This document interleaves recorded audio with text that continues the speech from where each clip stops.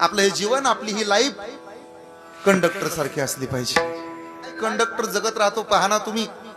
Conductor bus मध्ये चढतो ना, त्याला बसायला जागा मिळाली काय आणि न मिळाली काय, तो उभा म्हटलं तो उभाही राहतो. सिंगल बेल झाली की थांबायचं, डबल बेल झाली की निघायचं, हे त्याला कळतं.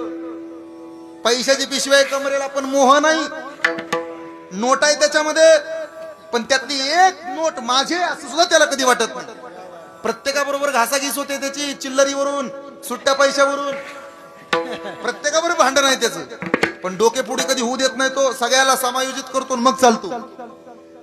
खाली उतरताना सुट्टे देऊन टाकतो, पण कोणाचं ठेवत नाही तो. गाडीतनं खाली उतरायच्या आधी कोणाचं देणं पाणी असेल तर चुकतं करा. त्या कंडक्टर कडून शिका. बसायला मिळालं तरी बसत नाही, उभा राहायला मिळालं तर उभा राहतो, भांडत नाही कोणाबरोबर. कोण गोरो गोमटा आलं तर त्याच्या प्रेमात नाही पडत तो कंडक्टर. एखाद्यानं त्रास दिला तरी थांबत नाही.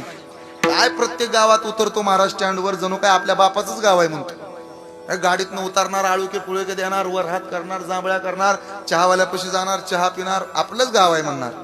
कोणाशी भांडण नाही, कोणाशी तंटा नाही.